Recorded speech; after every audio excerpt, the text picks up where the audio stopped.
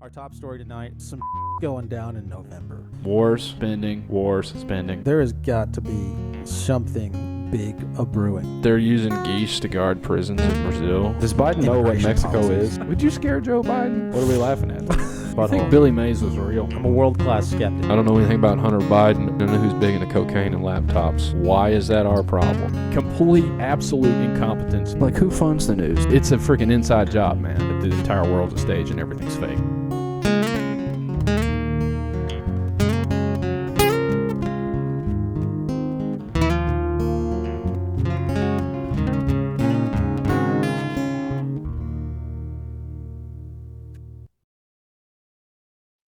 Welcome back, people, to another episode of the Veritas Road. We're happy to be with you on this bright and sunny Tuesday. It's a lovely day in the neighborhood. Carson, back. I couldn't keep that up for much longer. Carson, back in the studio with John, people.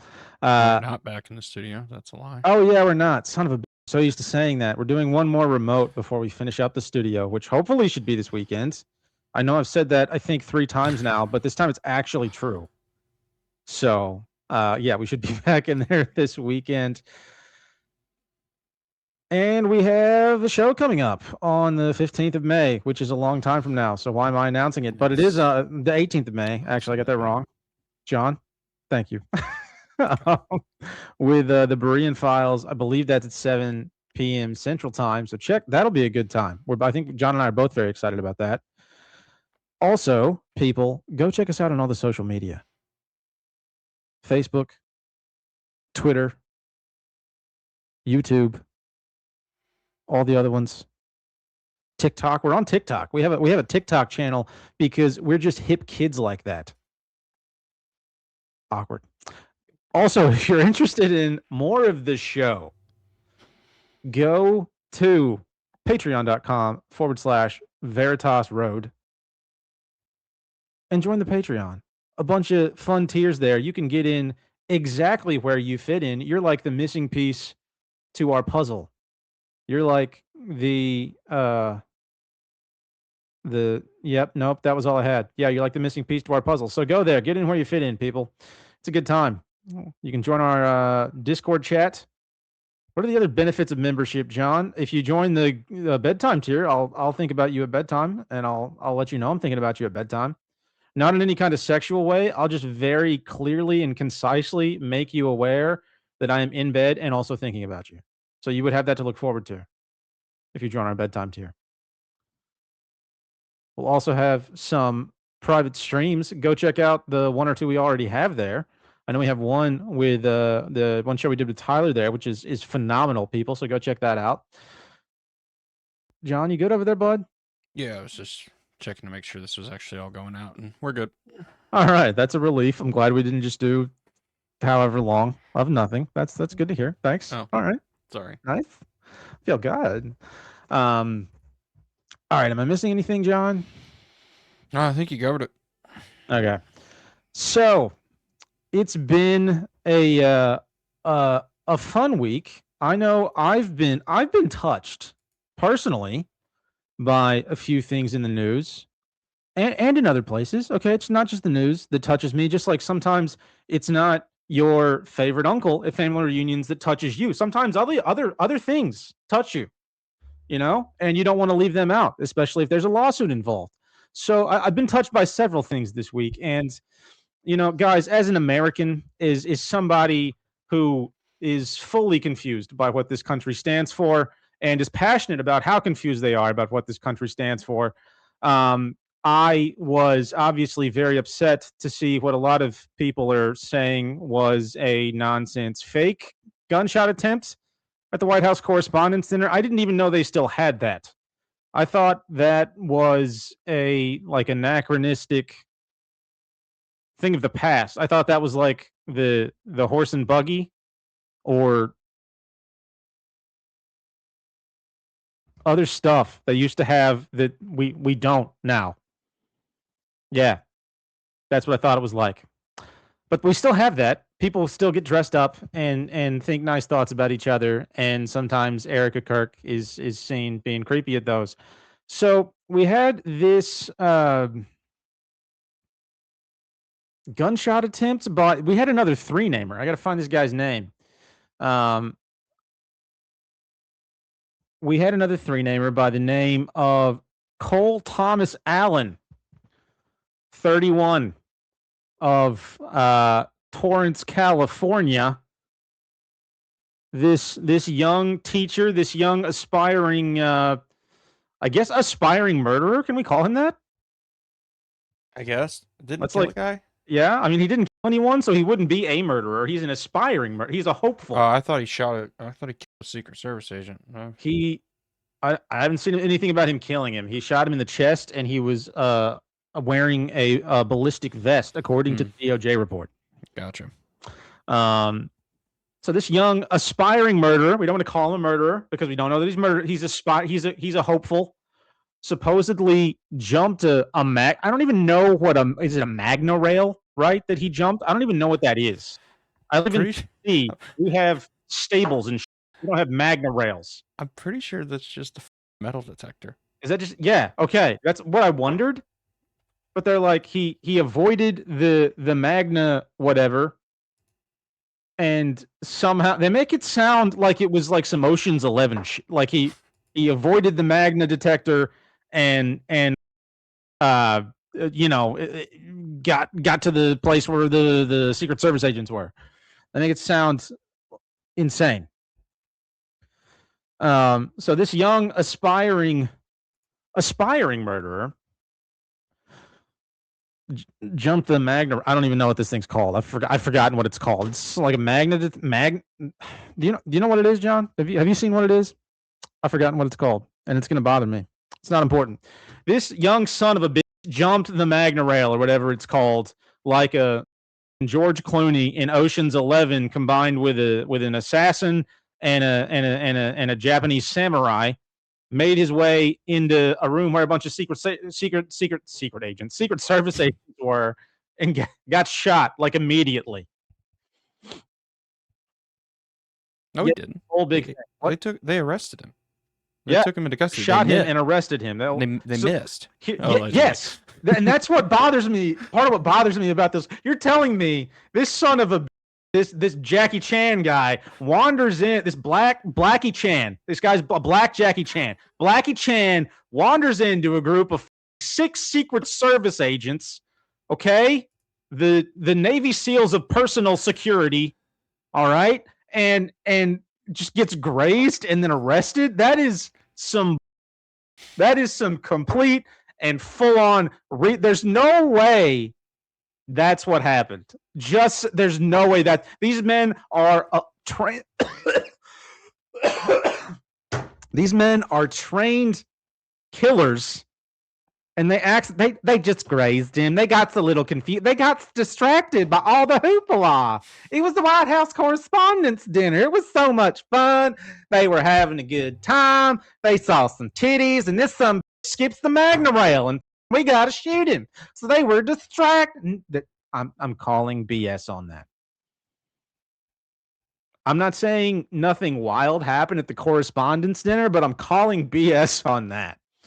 And so that's enough of an introduction. Let's take a look at this reminds me of like a scene on the lawn in like an old Southern movie scene where they're having a garden party and you see a bunch of like white-haired ladies go, "Oh my stars," because some redneck guy whipped his out at the lawn party and they fainted with the vapors.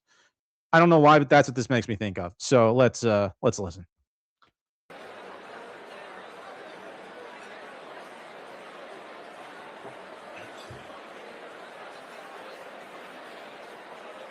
It's so dramatic, right? Doesn't it feel just wildly dramatic? Oh my gosh.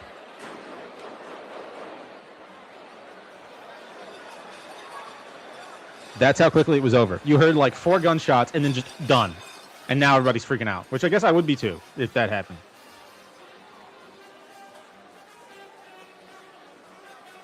And then in the background, you can see Trump like falls down as they're ushering him out. Like 20 minutes after they've ushered JD Vance has already left the building, and they're just now getting Trump off the ground after he's fallen over. And then you got Dana White up there somewhere. There've been a ton of videos of him just like chilling, like nothing's going on. And kind of the same thing with RFK. Like they're just like, what? Somebody, something's happening? I don't want to be one of those people that says all this is staged. Quite frankly, just because it's not a great argument tool. Like it might be. I don't know, but I don't want to be one of those people. But it's a little strange. Now, granted, Dana White's allegedly like this thrill-seeking, high-stakes gambler who's probably begging for death. He was probably praying that gunman came in there and shot him. But RFK seems like he wants to live. They just got a worm removed from his brain, supposedly. So it's a little strange that they didn't react. But the fact that the official story is alone, this is I'm not saying it's like JFK level shit here, but the story that a lone gunman walked into a group of 6 Secret Service agents or however many, I don't know, I imagine it was 6, walked into a group of 6 Secret Service agents and they all bukkakied bullets all over him and he just got grazed and arrested. Seems like almost as wild as a bunch of brown people taking over a plane with a box cutter. That seems a little bit preposterous. Yeah. John, any thoughts? I mean, yeah, I mean, I don't really have any problem calling it fake because it's fake. Like, I mean, just call it what it is, right? Yeah. And, it's interesting that, the assassination attempts has come in 3 and they've all gotten like wildly more preposterous. And it's like Butler was insane. And then this Ukrainian dude shooting at him at a golf course was even more insane. And then it's just gotten to this where some dude walks into what I would imagine would have to be one of the like most secure events. Like I would imagine ever, like period. Yeah. Yeah. I would imagine like the Correspondents' Dinner probably like gets up there, probably not as high as the State of the Union, but it's probably pretty well up there because you got a lot of, supposedly important people all in the same room at once. All with personal and government security. Yeah. So whatever that story is, it's BS. And the script writers of all of this have gotten to the point where they just kind of love the absurdity. And like the absurdity is almost like their greatest weapon of just putting out just the most insane shit in front of people and just kind of, see how people react. Just as an aside note, Trump is so pissed that they took JD Vance out before him. Like, his that has to be a dude. Why? I bet he's loving it. He's playing it up like he's fucking. No, I bet that has to be a stroke on his ego that they took JD Vance out first, and they took like 50 minutes to get him out of the room. But he's just floundering on the floor. I'm putting that one on him, man. Like, what the hell? Yo, but yeah, I struggle to like find the purpose in it anymore. And it's interesting to see that like the initial reaction of it being fake pretty much was the reaction. Like you compare this to like the Butler shooting, nowhere close. Like the reaction is nowhere close. People are like, "Oh yeah, this is just complete." So I don't know.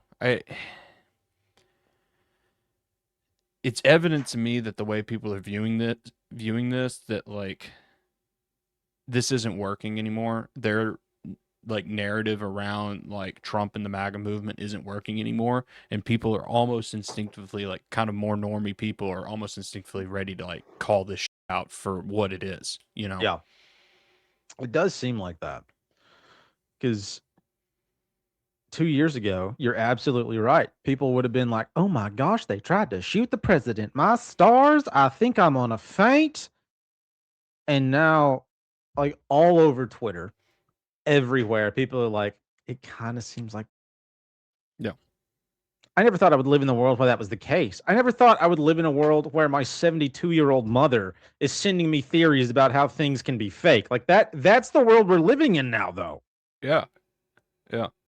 Grandmothers are sending their own essentially, I might as well be her grandchild. I'm that much younger than her. Essentially, their grandchildren conspiracy theory videos in 2026. That's the level of just absurd nonsense we're in. And I mean, we're talking about people who lived through some of the most patriotic times in this country's alleged history. Yeah, man. 9/11, Desert Storm, the Cold War, Vietnam, Korea, World War II, even some of these people. And they're starting to call this shit out. These are the people who essentially wake up every morning with a full erection humming the national anthem. All right? They're starting to call this stuff out, which means it's getting so absurd. Even people who willfully bury their heads in the sand are starting to have no choice but to recognize it. Yeah. And that is, I think, one of the things that touched me the most about this story breaking was everybody. Everybody is like, that's important. Yeah. And so you even go hit that InfoWars video right here. We even have like Trump after the thing sounding like like when a mother like disciplines her child from like running out into the middle of like a concert or running out into the middle of the road, and he's like, I just wanted to see, mama. I wanted to see what it would be like if I was on stage. That's what Trump sounds like to me here. You see the security moving quickly, within seconds, grabbing the vice president by his coat, lifting him up, bringing him out. Then the counter assault comes in. Took 10 seconds for them to flank you, Mr. President, and then 20 seconds to get you out. It looked chaotic at one point. So you were serious. down. What was happening? Serious he is. Well, what happened is it was a little bit me. I wanted to see what was happening, and I wasn't making it that easy for him. I wanted to see what was going on. And yeah, I saw it. Hit pause. I'm going to come back with this next hour. And that's what I thought when I saw it. You Skip can see ahead they start like, pushing like him, a and minute, Trump pushes John. back. He's not Superman. Till Alex Superman Jones is show. done It's not talking. fake. I mean, you can tell the UFC fighters, back when he was younger, he used to. Oh yeah, this is the bit where he starts talking about Dana this guy, White. He loves excitement. He goes and plays like $100,000 hands. He's just looking around chilling. In poker, okay? So that's Dana White for you. All right. Let me tell you, folks. Let me tell you. That is just the kind of person he is. He likes to play $1 million poker hands. And let me tell you, John. You want the real stuff, John? You want me to tell you what the real stuff is, John? I'll tell you what the real stuff is, John. Don't worry, you don't have to ask. I'll tell you what the real stuff is, John. I'm starting to sound like Batman. Jones. When did you ever think you would live in a world where Alex Jones tried to convince you that a shooting was real? You know, like what the is going on? Yeah, I mean, I would doubt that, he'd get another $1 billion lawsuit for questioning this one. Yeah, that's wild, man. That's wild. And then you have Trump over here on the other end going like, I wanted to see. I couldn't see very well. I wanted to see. I wanted to get a look of the guy who was going to shoot me. That was something that was very important to me. I wanted to see the gun I wanted to see the bullet hit my head and me. That's what I wanted to see. And I didn't make it that easy for him. I made it very hard. I'm very large. I was very hard at the time. It wasn't that easy for him. They didn't want to touch me because I was very hard. What the hell? Yeah, man. There's nothing that I don't see any type of like cultural like control narrative coming out of this. Like they're out of Butler there was like that iconic image that the 9/11 dude took of Trump with like the bullet whizzing by his ear and like the iconic image with his like fist up and like blood going down. So like there was like a rallying thing around it. Right. And even like the narrative spin from like the crazy gay Ukrainian dude shooting at him, like they were able to kind of galvanize like this right-wing push against all of the lefties, classifying them as like crazy violent people and stuff. They're not even trying any of that, right? It's like they're kind of trying to push the political violence thing again, but it's falling flat on its face. Yeah. Like, it is just completely falling flat on its face. So I you know, hell, maybe this one was real. Maybe it was just some crazy dude got lucky, got in, and they don't know what to actually do with it to like spin it because they're like, what the f? You didn't plan that. I don't know. We're not But sure it's what to just- do with this now. Yeah, it's just It's like you take a shit in somebody's hands and they're like, I don't know. They don't throw it away. They're just, I don't know what to do. yeah. That's Yeah. what this kind of feels like. And it's just are we gonna talk about this next? No. Okay. The best narrative that I found out of this was that people took this as a stance to build Trump's ballroom. Like, there are Oh, yeah. multiple tweets coming out. This is why we need a ballroom. Do we have Right. anything on that? Yeah, I mean, it's Yeah, just go ahead like, and pull it. give me just a second. Is you could just see like prominent conservative influencers are Yeah. all No, dropping yeah. I know this. exactly. Is I don't want to hear one more criticism about Trump's ballroom. Randy Oh Fine, my gosh. right? In wokeness, lives of TikTok, and I saw a whole bunch of more. I just This is grabbed a why we need screenshot from a Trump's random tweet that like showed up. Like, this person's got more. It's just the most ridiculous thing. Like, it's just it goes to show like just how much that this is degrading, right? Because it's like, this is what they've chosen to galvanize people around, and like there might be some like hidden entendre or double meaning there, you know, behind the whole ballroom, you know, and building some type of, you know, religious temple or whatever. But like, that's not gonna play to anybody. That's not gonna play to any normies. It's like, what the is, you know, a half $1 billion ballroom gonna do for that? Like, how is this a political talking point? It's so funny to me. It's so funny to me. It's like the absurdity. Yeah. Yeah, it's completely ridiculous, and you're right. I can't understand a political driver behind it. Like, what are we driving at here? What are we trying to accomplish by leaking this story? What are we trying to accomplish by, even if it's fake? You know, what are we trying to accomplish? What are we trying to accomplish with any of this? Because it doesn't seem to have an actual purpose other than just like that just obnoxious attention whore who's constantly like, hey, look at me, hey, look at me, hey, look at me, hey, look at me. Like, that's what this story makes me think. It's just stuff to put out there, you know, stuff to grab people's attention. It's just there to get you. And I mean, it grabbed mine, you know, like I'm no different.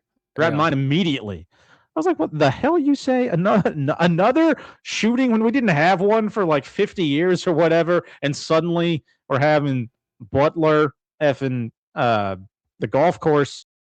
And this now, like, what's going on? Yeah. What's really going? I get all these people allegedly are radicalized, you know, and despise Trump, and they all sit around doing satanic rituals, jerking off to the idea of his death. But that also seems a little. I don't think there are that many people who like hate the whole idea, like that are that invested. I don't think there are that many people that are that invested in the system enough to want to like the guy. Oh, you're 100% right about that. Like, on either side, like if you listen to like how, you know, political narratives have gone over the past, you know, 10 years, is like it's been so hyperbolic and so freaking radicalized that if like people actually believed it, they believed it in their subconscious. It's like there would be like some crazy action to it, because on the left side it's like, oh, Trump's Hitler, he's the next dictator. It's like, we're not going to have freedom or democracy or morals or goodness or, you know, happiness and sunshine. The sun's never going to shine again, right? And it's like, you know, and on the right side it's like, you know, they view, you know, the left as these like, you know, crazy communists. And like, if you actually believe that, if you actually had, like, there would be action on that. Yeah, 100%. And nobody takes any freaking action. So it's like, that's like very much an indication on the like subconscious that like nobody believes any of this. Yeah, man, you're exactly right. It's just like the reaction to the Epstein files, you know, same thing. Yeah, exact same thing. Yeah. If people actually believe that, everybody would be marching on wherever these people are, Washington, I guess, wherever these you know, demons are. People actually believed any of this stuff. No, nobody does. So nobody does anything. So yeah, that was that was easily the biggest touching of the last. Did we do one of these 2 weeks ago? We did one last week, yeah. Okay, that was easily the biggest touching of the last week. That was Yeah. the biggest touch. Yeah, what's her face? His press secretary saying like in an interview before that there's going to be shots fired. Yes. And then did we pull shots that? were Do fired. we I have a have video of clip. that? Yeah, I have that clip. Trump is that Trump's press? Whose press secretary is that? I think It was it's some- Trump. I think was it's the White somebody's. House. I think it's the White House press secretary. I think it's Okay. Trump's. And she Oh, now shit. I don't. I will say, like, that's just a thing people say about people like Trump. So I'm sure it's been said. I would guess. I don't know. I'd be interested to see how many interviews, how many times people have said that before an event. There are going to be shots fired tonight. Let's listen to this. Dude, she looks like He is ready to rumble. I will tell you. she's This ready to news tonight rumble. will be classic Donald J. Trump. It'll be funny. It'll be entertaining. There will be some shots fired tonight in the room. Oh my gosh. Everyone should tune in. It's going to be really great. I'm looking forward to hearing it. I love it all. And you wrote most of it, you said. Maybe it's I a can't take speechwriter. credit. In true Donald Trump fashion, the man puts his pen to the paper himself. So it's a lot of his own work.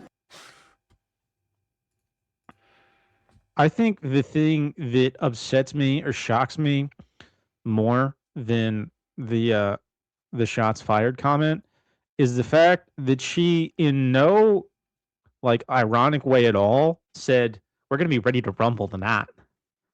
You ready to have a rumpus tonight, John? Are you ready to rumble?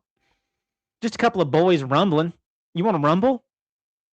Like what the hell kind of what is this? Is a woman who's allegedly communicates for a living, and her choice of words is we're gonna rumble. If somebody said that to me, I would say, get away from me, you sick. Just saying. Yeah, maybe dude. maybe Trump rumbled her. Maybe that's the problem. I mean, it just goes to show like the absurdity of all of this. That like maybe I don't know, just the fact that they've put like such a blatant line just right out there in the public.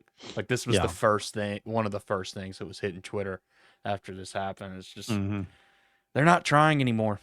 I know we said it a lot, but it's just like if this is not evidence of that, they are not trying anymore. Because even like Nefhunter's right, I kind of think that this might be, maybe this is me living in a little bit of a microcosm, and I don't know if we're going to talk about this later tonight, but this might be like in the background to David Wilcox's story at the moment, like in the in a lot of the news cycle, definitely is in the conspiracy space. It's just like no one gives a shit. Yeah. I mean, people have stopped caring. Yeah. 100%.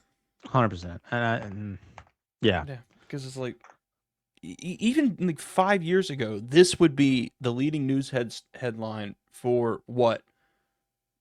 2 months? A month? Oh yeah. And yeah. it's like if you even look at on our Live on X page, it's like the top story, Alex Jones talking about gas prices. That's literally the top live stream here. It's like this isn't even in there, and it's we're 4 days off of it. So it's just this is breaking down in real time, and it's astounding to see. Well, and part of this, so skip the parliamentary procedure when I go down to the next one.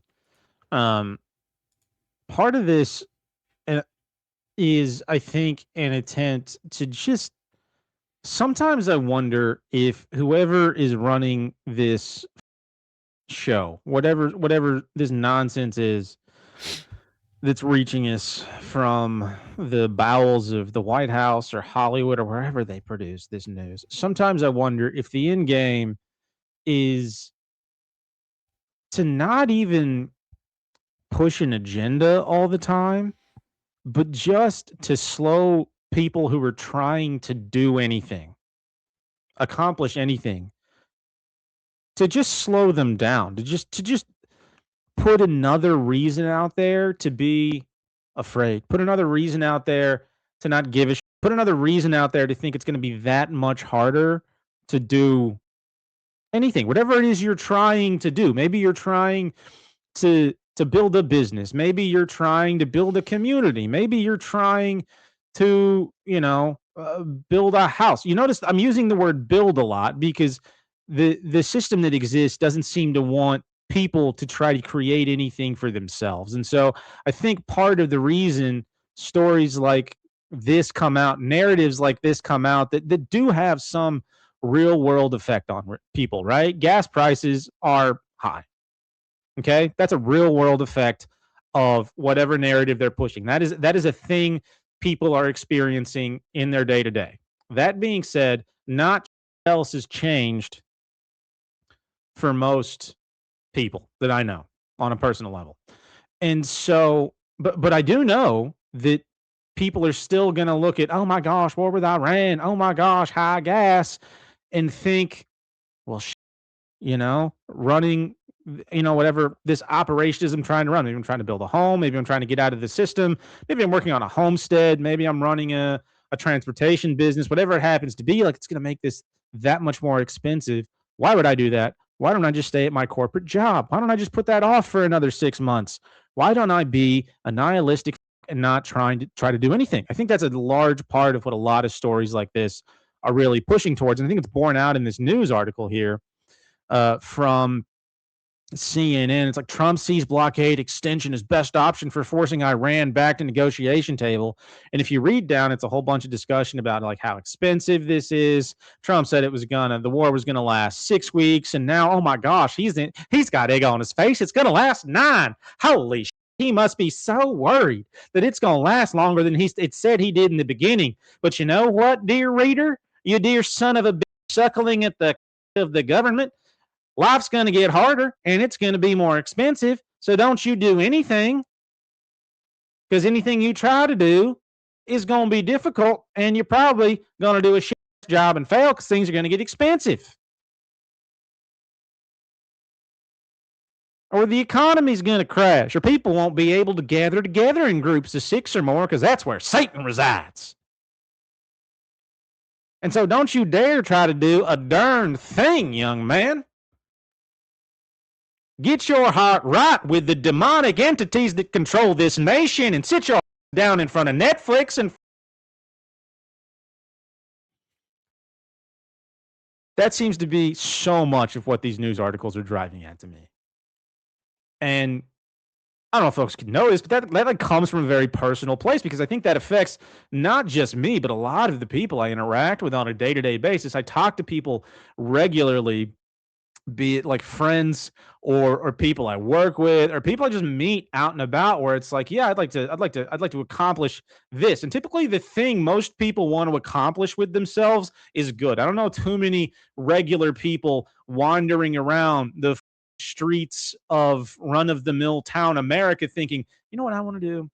I would like to run an alien psyop on the American people and then have that manifest as some kind of feminine deity and then literally just, fuck an entire world of people into I don't think there are too many people walking around trying to do that. Most people who have aspirations of doing anything with themselves, it's like, I want to run a soup kitchen. I want to open a cafe. I want to be debt free and own a house. Most of the people I know, these are their goals. These are generically good things.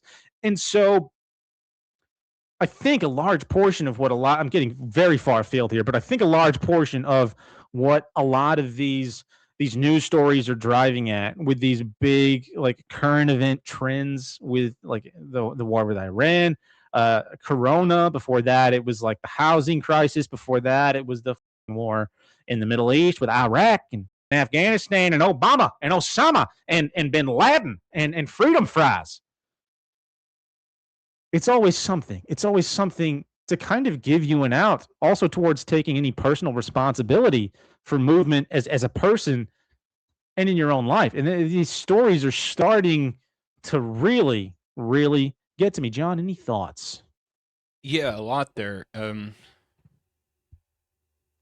You're on to something, I know I've glazed up his book a lot, but he kind of hits on this topic that you're talking about.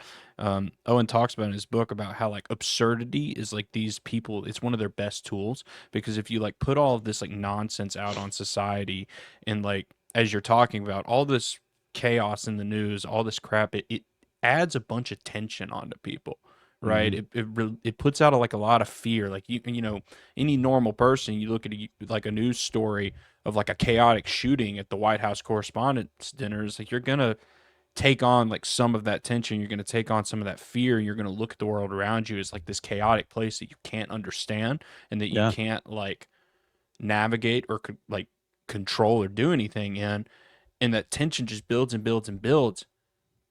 But because everything is like so absurd, it's so illogical, it never resolves itself, right? So it's like people will look at this, you know, White House shoot or this White House shooting, for example, right? It'll exist in the cycle for 2 or 3 days and then it'll disappear.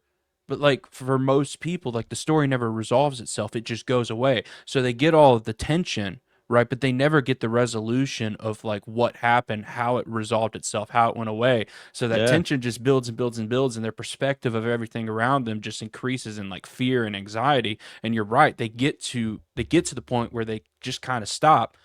They start surrendering their agency to the authorities that they perceive can do the navigation of all of this chaos and all of this, Yeah. right? It's a great kind of control tactic that most people don't even notice is there. You just think you're reading, right, a story on CNN and just a crazy event in the world happened. But it's like it's seeding something in your mind, Yeah. right? That is actually really dangerous. Yeah. It's like that whole. It sounds so basic and trite and oversaid. It's like that whole like old phrase of like you are what you eat, or you are who your friends are. You are what you read. Right. Yeah. You expose yourself to that kind of psychological trauma that often, and it's gonna take a toll on you. There's no way around that. Yeah. There's no way around that. Yeah. And you make a good point about like the whole idea that none of these stories ever reach any kind of legitimate resolution. And so what that does is leaves this lingering trauma that never Yeah. gets healed, never gets resolved. And sure, like they're very small, they're very small. They're hairline fractures, they're paper cuts. Yeah. But you get a few of those in the same place, right? They keep happening and happening and happening, and suddenly, your leg ends up breaking in the middle of walking down the street when you just take a step that was too large. Yeah. Because of all the trauma. And that's why I think a lot of these people are kind of starting to break down. I don't think all of the like insanity out there is completely staged, simply because the level of trauma that's being inflicted on people day in and day out, with no outlets, with no rest from the ads, the stories, social isolation. There's no outlet for healing. There's no outlet even to let off steam. And so these people have nothing to do but turn inward and slowly just kind of rot in their own putrid environment at that point. Yeah. Yeah, man. It's a it's a ridiculously, and honestly, it's impressive, but it is just an insane like psychological warfare manipulation tactic that they've put out on people. Yeah. Right. And like it's so easy to notice, like just when you look at it. Like it's very obvious on the face of it, because it's like you just, you take out like the lens of politics, you take out the lens of like, hey, all of this is legitimate, right? And you just like look at the shit that they're actually putting out, look at the shit that they're putting in these news stories, look at how like absurd like articles are, like go watch, the videos that they're putting out, and you're just like, this is ridiculous. It's wild, man. it's absolutely insane. And like, you can see what they're doing. And that's why, I've said it a lot, but I think it's so important to reiterate. It's why it's like people got to like take a step back from like diving heads first into all of these stories. It's like you're not going to find any value by watching Alex Jones for 2 hours break down frame by frame of every angle of what happened at the White House Correspondents' video. You're not going to learn anything. You're not going to get to the truth. And in all honesty, you're going to make you're going to make the manipulation worse, because you're going to dive deeper into it. You're going to expose yourself to more more trauma, right? That's more intense than like what's on the surface level going out to the normies, and it's still not going to resolve itself. Yeah. It's still like you look at like it's the same thing with like the Charlie Kirk story, the people who've been just unpacking this from every angle. It will not resolve itself. So you've just like you've exposed yourself to all of that. You've watched close-up frames of his neck exploding, 50,000 times. You're never going to get a resolution. So it's like just put the brakes on a little bit and realize what this is doing on the meta. Yeah. 100%. Yeah, it's all driving a particular direction, and it's not positive. Yeah. It's not positive. Yeah. This shit's been going on for 2 or 3 months now. This the latest, round of stuff, Iran and Trump, and it's just it's time for it to wind down. And speaking of traumatic events, we got two in quick succession. The first one we're going to talk about very shortly. It's that second larger bullet point, John. What's the title? Yep, that. Okay. Do you ever see something so absurd and in your personal life or maybe on television? You're like, I can't even believe people still talk like that or believe that. And we talked a lot on this show about how just ridiculous Congress is getting and the stories in Congress are getting, because it's turning into this pseudo Jerry Springer-esque fest of just a bunch of middle-aged women bitching at old men who are dating 16-year-olds. I don't know how much better it was before, folks. I don't know how better it was before. And wrapped in all the absurdity of what is called, I had to look up this term. So the way they conduct business is legitimately called parliamentary procedure. I didn't know that. I didn't know it was a name or a system behind this whole the chair now recognizes the gentleman from West Dakota. Yes, Mr. Chairman, thank you. I'd like to make sure the rest of my time is reserved. The complete it is the way they interact. I don't know that it was that much better before, but wrapped in all that is a concept that kind of exploded on the social media recently of this alleged mandate to put switches in cars by 2027. Let's listen. Thomas Massey.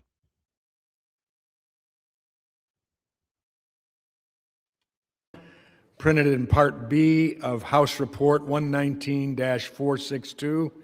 For what purpose does the gentleman from Kentucky seek recognition? Mr. Chair, I have an amendment at the desk. The clerk shall designate the amendment.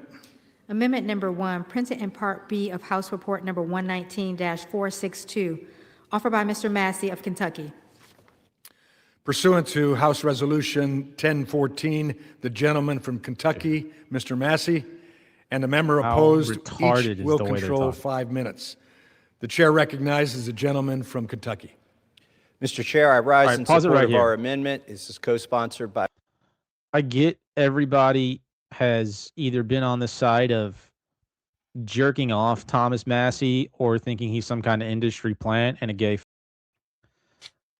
I think we can all look at him and agree this guy was bullied in middle school. I think we can all agree on that.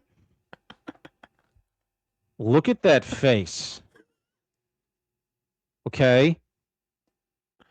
That guy had some shit shoved up his ass and then got pushed in a locker in high school. I think we can all, that can be the unifying factor between parties. All right, we're back in. Mr. Perry from Pennsylvania and Mr. Roy from Texas. And I regret that we have to offer this amendment. What I'm going to describe will probably sound like a bad science fiction movie, but that's what's written into law. Right now in law, that's going to be implemented it says for 2026 and beyond. Now, the reality is the technology doesn't exist, but that doesn't keep legislators from imagining things that they would like to do to infringe on civil liberties. But there is a law that states that every vehicle manufactured is going to have a kill switch in it. The car itself will monitor your driving. And if the car thinks that you're not doing a good job driving, it will disable itself. So the car dashboard becomes your judge, your jury, and your executioner. Imagine this. We got a snowstorm coming. A mom takes her kids out to go into the grocery store. It's snowing. I can't listen to this any longer. So many layers to shit like this, man. First off, like, you have to even give a shit what's going on, you have to believe that discussion that these two homosexuals are having has something to do with your real life and some effect on it, which I'm not convinced it does. But even at that, I would suggest that things that are talked about on the grand political scale, people who are elected on the grand political scale, I would suggest that at a minimum, maybe these people don't have direct control over the way things go. Maybe they have little to nothing to say about pseudo public policy and laws that we all pretend matter and all this. Maybe they don't have anything to say about all that, but I would suggest that they are a sign of whatever times we're headed into or whatever times we're living in. Mm-hmm. And I think we can look at and listen to things like that and say, okay, Congress, Thomas Massey looks like he got beat up a lot in school and became a politician to piss off his friends. Cool. I'm good with that. But the continued movement towards surveillance, control of the masses, smart cities, all this is reaching such an Orwellian fever pitch. I'm at a loss for even how to respond to it anymore, because we seem so past the point of no return for being constantly watched, constantly monitored, and living in some kind of demonic oligarchy.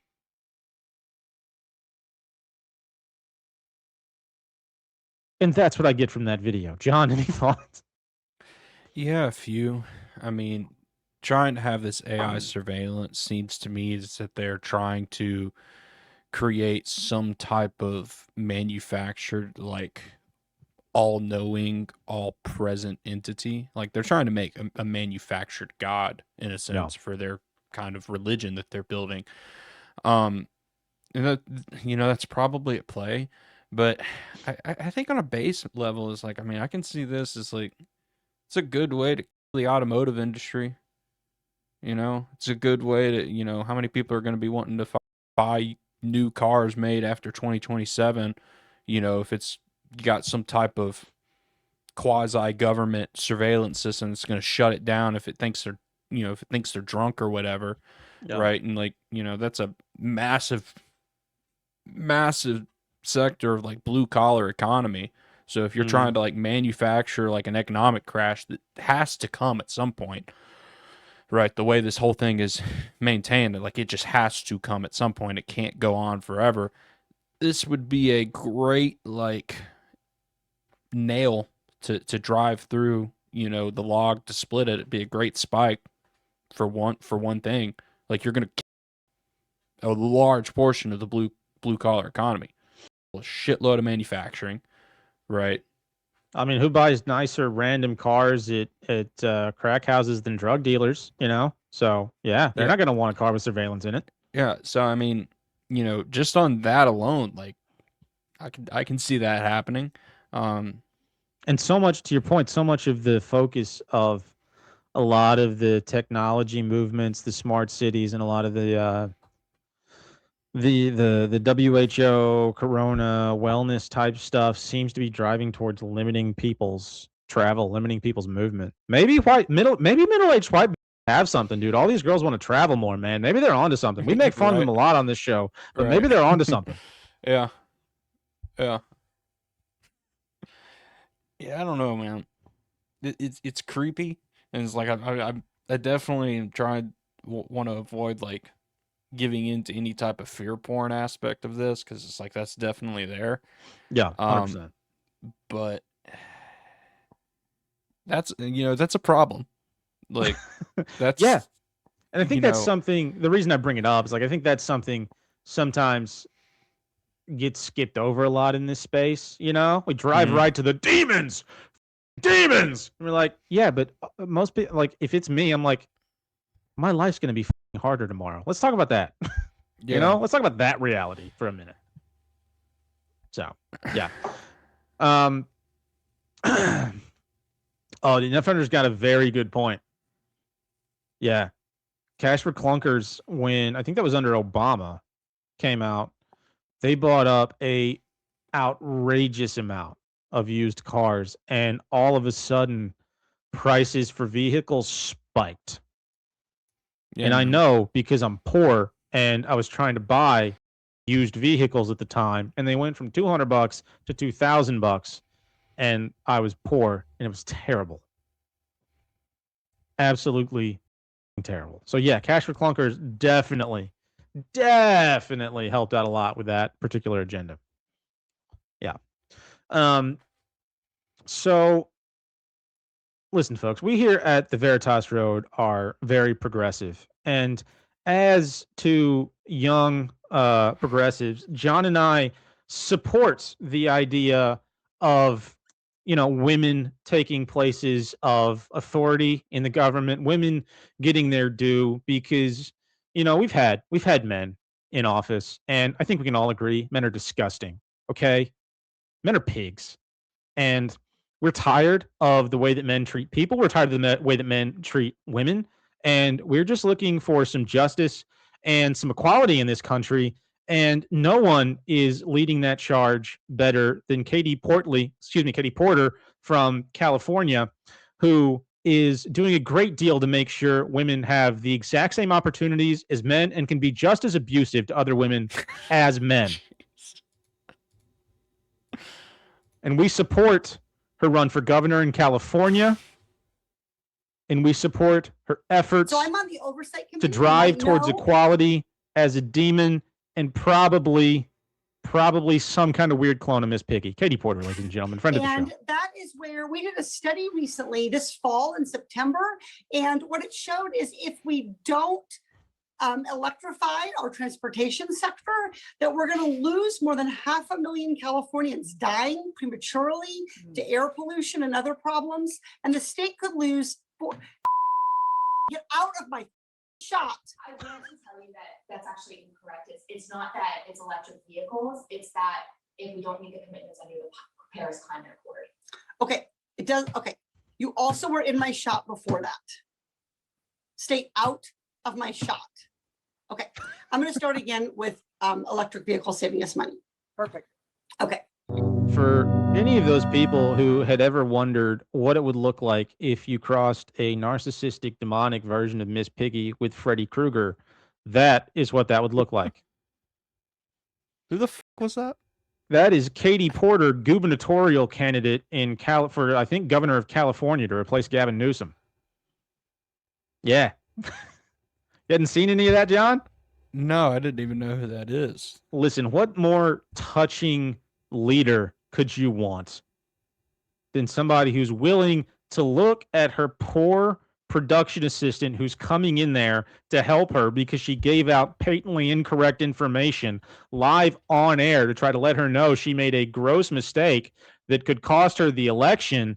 Who's brave enough to look straight at that poor girl who came to you from an abusive home, who's looking for nothing but leadership and kindness? How brave is she to look at that poor, sweet girl and tell her to get out of her shot? You know, like that is feminism and feministic bravery like I've never seen it before. Okay, we keep talking about how we want women in men's spaces because, damn it, we've lived in a misogynistic society too long. And thank heavens, we have brave politicians like Katie Porter letting us know that she can be just as much of a bitch and an asshole as the next man. Yeah. God bless America. I mean, are we sure that's not just a man in man space? Dude, it looks like it, doesn't it? Like fucking hell, dude. It does. What the fuck was that? John, that was a feminist leader for our nation, and I don't appreciate the flippant attitude with which you discuss her. Sorry, How dare you? I think he's a dude, and I have to call that out when it seems apparent. That's fair. I understand it. It's been on the news lately. We don't even have to talk about this. Apparently, she sent Trump an email with like 4 U's and a in it, and that's been all over. That's been all over Fox News and all the other news outlets. I think I found that one on Fox. Yeah. So, gubernatorial candidate Katie Porter, and we will be following her political career closely here at the Veritas Road, folks. So be sure to tune in for updates on her goings on. Campaign pins to follow. So we've discussed a lot on this show about disclosure. We talked a lot about the way the disclosure narrative seems to be ramping up hard. But for me, I think he's got a point, man. She is like the female Trump. Phenomenal. The thing that freaks me out the most is this like weird trifecta of the alien disclosure discussion ramping up, AI ramping up, and then just the full-on of the stories that are coming out from the government, and even some of these ancillary figures like what's his name? The Indiana Jones guy. Ancillary figures who are talking about disclosure. That's the thing that scares me the most. It's this weird trifecta. And so that being said, let's listen to this. You got this first clip up, John? Topic of space. Do you have an update on the UFO files and what might be when we're going to be seeing those? Well, I think we're going to be releasing as much as we can in the near future. For some reason, and I guess it's just a reason that's been in the minds of people for a long time, that is such, they want to find out about the UFOs and anything having to do with UFO or related material, and we're going to be releasing a lot of things from that we have, and I think some of it's going to be very interesting to people. I've interviewed people, my first term primarily, but I interviewed some pilots, very solid people, and they said they saw things that you wouldn't believe. So you're going to be reading about it. Yes. You first on the topic of space. Do you have?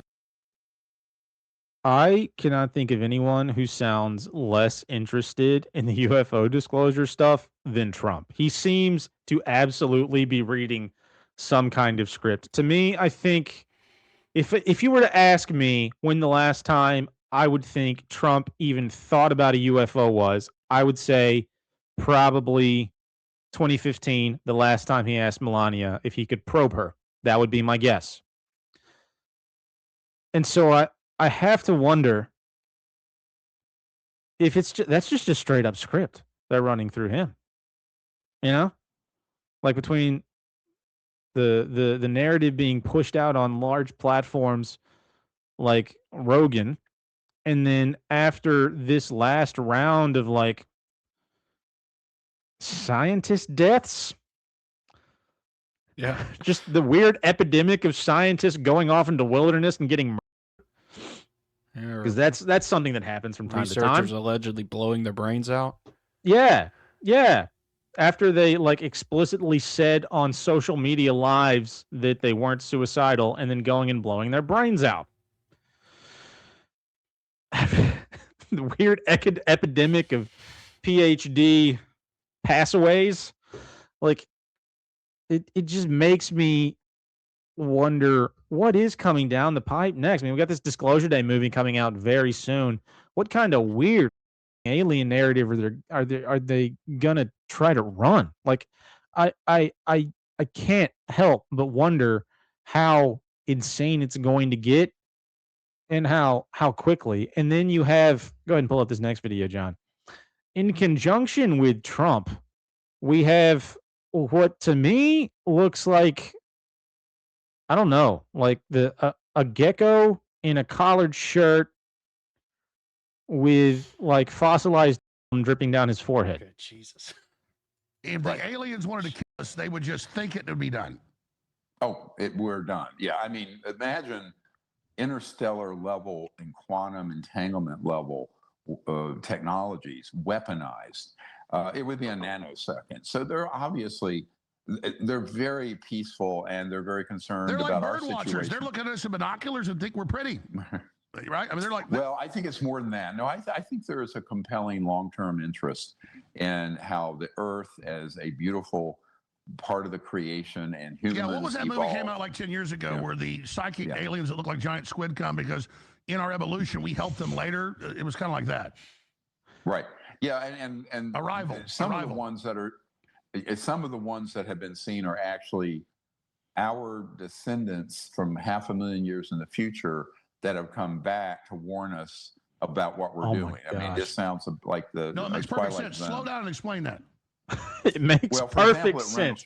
Alex Jones says it makes perfect sense. In the early 1980s, there was a landing of a pyramid-shaped black onyx craft, and we have multiple whistleblowers for that.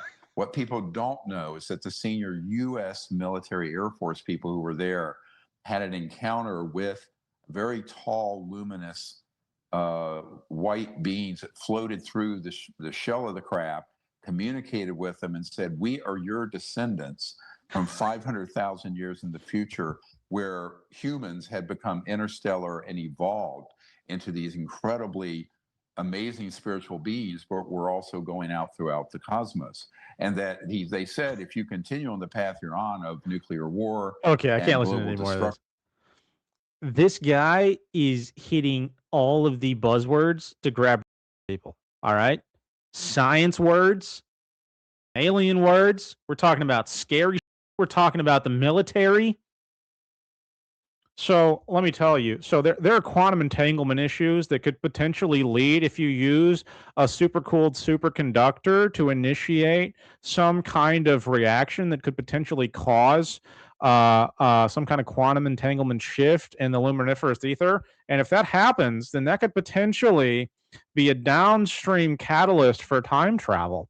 And the U.S. military actually had encounters with these beings in a craft back a little while ago, where they saw luminous beings of light, elongated, kind of Nordic-looking creatures. They were a little bit taller, almost encephalitic, if you will. They said that they were actually from, now Darwin talked about evolution a lot, and one of the mechanisms of evolution is obviously manipulation of DNA and changes in DNA over time. And these beings suggested that the mechanism for that is actually discovered about 500,000 years in the future. And this was a discussion that was had with numerous generals that I'm aware of, and I've got to wipe the cum from my forehead, excuse me. But numerous generals that I'm aware of and have had lengthy discussions with within the U.S. military.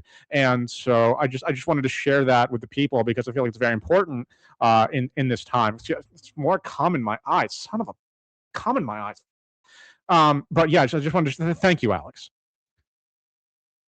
That is some straight, folks. You see how easy that is? You see how easy that is? And I didn't even cum on my forehead. And that was super easy. It's not difficult. You can make up these stories on the fly. But it's reaching a fever pitch. Like, it's this stuff nonstop in the news, in the alleged alternative media. It's all this discussion of aliens and time travel, and we're on to the divine feminine now. Like, it's reaching a fever pitch, and you combine that. Go up and pull up the next video. You combine that with how absolutely insane AI is getting. Like, we're reaching a point where I have absolutely no clue what's real anymore. I'm going to say it. I don't know what's real and what's fake online. This video of Alex Jones that we just watched, could be fake. I would have no clue. We're reaching a point where the first time I saw this, folks, I was drunk and a little high, but I thought it was real. All right? I thought it was real. Let's watch.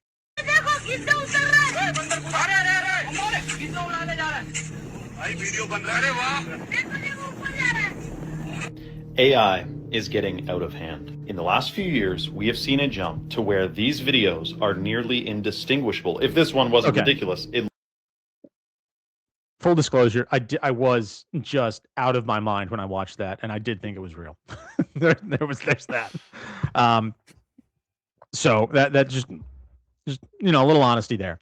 So But we are reaching a point where even absurd stuff like that can be made to look so realistic. We're not going to be able to tell real from fake. And I'm not even talking about it from a deception angle. I'm talking about it from the angle we were talking about it earlier. Like, people aren't going to know what to believe, and that's going to drive the kind of nihilism that leads to just doing nothing, leads to letting life pass by, leads to people not engaging with their community, not engaging with themselves, and not engaging with reality, not creating the thing we were put here to do. That's the kind of thing that's going to drive that. And people are already in a state where people are so frustrated, angry, nihilistic, anxious, right? Because like a lot of these stories we talked about tonight, John, you're absolutely right. Like that's I think the first time somebody's really described what's going on with some of those stories in such a real way. Like they're opening these loops that are never closed. We're opening wounds that are never healed, right? We're opening these narratives that never end and just create more and more trauma, and they lead people to be afraid, they lead people to be worried, and they lead to just mass inaction on the whole. What better way for even entities that are and moving at a snail's pace to make sure they have like a strategical advantage to do whatever they want, and to make sure all the people trying to even just live regular lives aren't doing anything. And that's the direction I feel like the AI and all the alien disclosure stuff is pushing people. Just waiting for something to happen.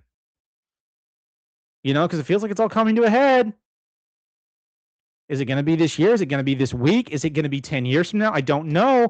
But why don't I just put off living life until then? You know, it's wild.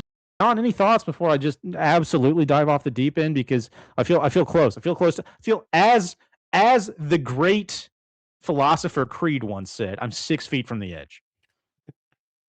Yeah, man. You know, we were talking about how they're creating these loops that haven't closed, and man, this is the biggest one. Right. Yeah. Especially like you see the amount of tension that they're building, right? From the normie perspective, they're dropping in like, oh, we're gonna release something soon. We're gonna disclose something soon. It's like, and it's interesting. We're gonna drop it soon. And then you kind of jump into alternative media, and you know, you have all of these freaking disappearing and dying, right? Yeah. And like they just took out like the second biggest UFO alien guy in the space, you know, minus that Afro dude who was on Ancient Aliens. Like he was like the dude, like probably maybe not second, but like third or fourth behind him. Like one of the biggest guys in this space is just, you know, dies under mysterious circumstances. So they're just building up all of this tension for everybody. And then whatever they drop is not gonna resolve that, right? And the effect that that's gonna have on people, I don't know. I don't know what that is. Yeah. But it's going to be, I think, one of probably the bigger things that we've witnessed, you know, in our lifetime. And you know, I feel like beating the dead horse of the narrative of like what that freaking, you know, that was talking about with Alex Jones, this Gnostic narrative. It's like, oh, these entities are, you know, coming to help us and bring us knowledge and make humanity better. It's like anybody with any type of sensible brain or discernment knows that's but yeah, they're creating something here that I think is going to be society altering, because it's just like the way that they've built this up, it kind of has to be. It certainly seems like it. Yeah, it does, because they built it up for decades, right? Almost a century at this point. Yeah. And so you wonder, what's life going to look like after they finally let us come? You know, you've been edging me for how long?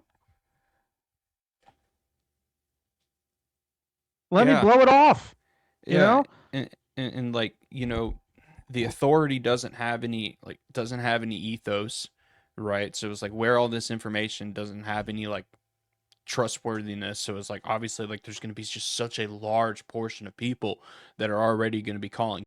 It's the people who have been around for, you know, 30, 30 or 40 years been looking into, Roswell and, all of these, UFO footage that's been around for forever, all the stuff that we talked about on our episode where we kind of, did a surface level dive and all this shit. It's like, you're going to have, I think, good this plug kind for the of show. Go check out that episode. Yeah, go check out that episode. But like, you're going to have this like weird kind of conflict and this weird kind of imbalance in this narrative. And I just don't see it going away like all of this other, like, it's not going to go away the way the Epstein files did. Right? It's not going to go away like the way like this Trump shooting story just went away. Like, it's not going to go away. Right? And maybe this is like the big catalyst that they don't want to go away. Like, this is what they're going to use, but I don't know. It's interesting, man. Yeah. I mean, I wonder if you're right. Maybe I'm excuse me. Maybe I'm too much of a skeptic. Maybe I'm too much of a skeptic, but after all, good heavens, after all this time, I mean, Roswell was what, the 60s? And so I just wonder, like, when's it finally going to come to a head? Because it had to feel like this back then. And that's the thing I think a lot of us forget, or at least don't think about. Like, it had to feel like this back in, 1960, whatever it was, that, this was going down with Roswell and what's his name up in up near Mount Rainier. Like,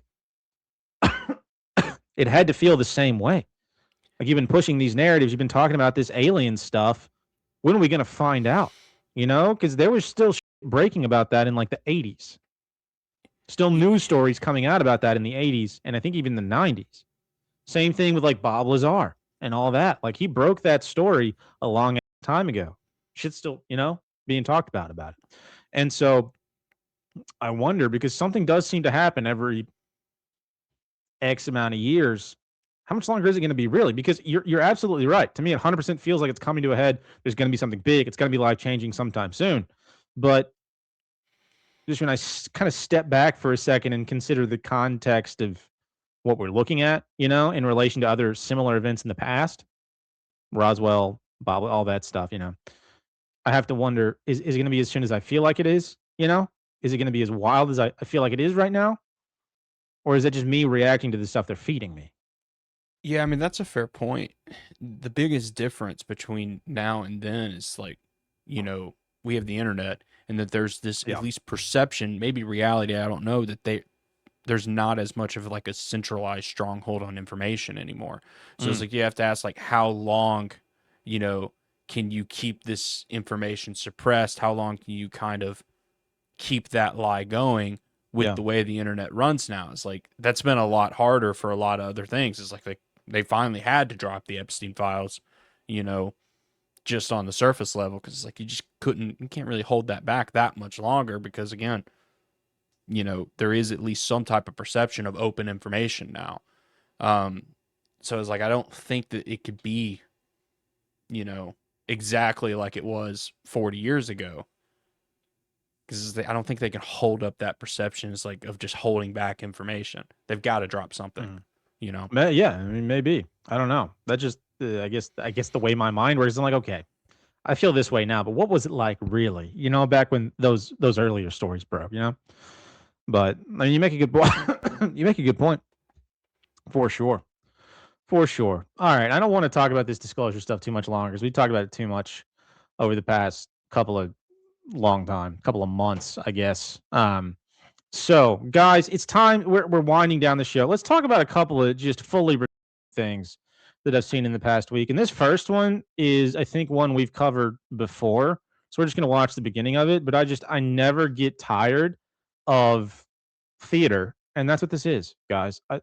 This is essentially community theater. And I love that. I love the fact that young hopefuls these are not aspiring murderers. These are just aspiring demons, I guess. But I love the fact that they still continue to get up and try and audition and just put it out all on the stage floor, for the American people.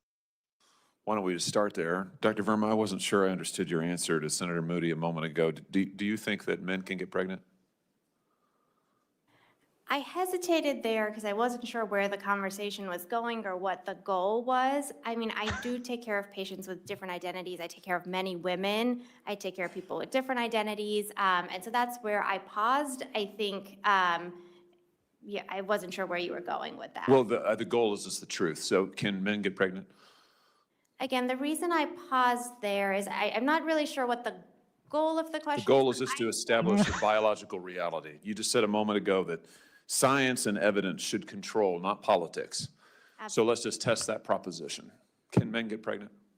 I take care of people with many identities, but Can men get pregnant? Kill it, John. This is just the most absurd example of how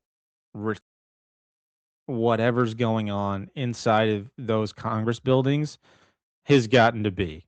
Maybe somebody's scripting it. Maybe it's not. Maybe these sons of bitches are ad-libbing. And honestly, to me, that's worse. If two minds are working on this and it's still that stupid, that hurts me to my very core. Because that's the dumbest script I have ever heard. Excuse me, ma'am. I'm a good all-American young man. I like apple pie, warm tits, and a nice glass of milk when I lay down for bed. And so I'd like you to explain to me, what is a man? Well, I'm not really sure. Like, I treat people with a lot of different identities, and some of them are and some of them aren't. So why don't you explain to me what a man is? Because I'm not really sure where this conversation's going. Ma'am, I'd like to remind you that I am an all-American young boy. I do beat my wife when I go home, and I do drink, smoke, and sometimes I touch little children, and I think I deserve the respect that is owed somebody of my position. Could you just repeat for me? It's a very simple question. I'm trying to establish a basic reality. What is a man? Well, this is a who decided that was like worth even displaying on the news? Even if this is real, why are you covering that other than that it's so absurd? It doesn't even pass for entertainment anymore. I don't even know what to call it. There used to be days when entertainment meant something. It meant something that was wild. It meant something that was outlandish. It meant something that sometimes was so wrong you felt a little dirty for being a part of it, but at least it was fun. You know? Maybe it was fully like this segment, but at least it was fun. And guys, in keeping with that, and with desiring to be as entertaining as possible, we would like to leave you with this last video to show you there's still hope for America. I know we've talked about a lot of sad things tonight, folks, but we still live in a country where there are videos of Instagram of people with no arms rolling around on a couch trying to get up on a stool. We still live in a country where you can say we still live in a country where you can punch somebody in the nuts and your friends high-five you afterwards. This is the place we live. And this video we're about to play didn't come from here, but it is still fun.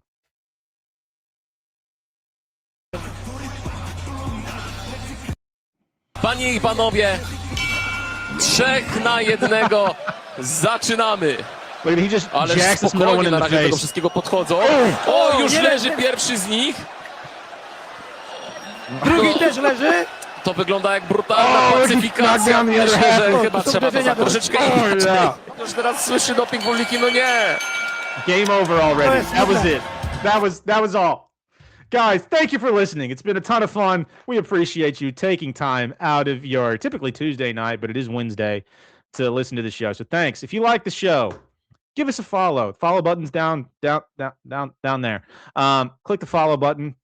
Like the show, subscribe. That's the thing I was trying to think of. Subscribe to us on all the platforms. We all are on all the platforms. We're at the Veritas Road on all the social medias except Twitter, because our old account got nuked. We're at the Veritas Road Pod on Twitter. So go subscribe there. And then if you like the show, you want to support the show, you want more of the show, because there will be more there, go to the Patreon, patreon.com/Veritas Road, I believe. Is that right?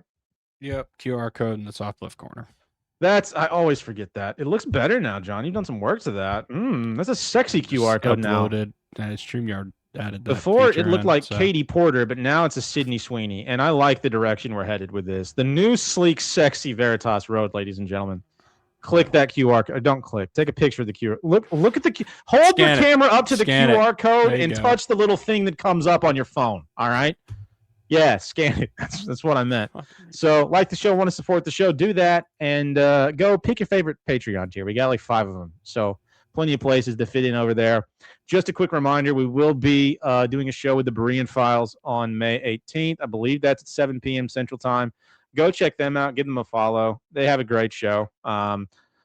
From what I've heard of it, I honestly don't listen to enough shows in this space. I need to do better about that. But I listened to a show or 2 of theirs, and it was really good. So go check their stuff out. It's good stuff. And you'll be hearing more from us very, very soon, guys. Thanks for listening, and we'll catch y'all next time. Bye.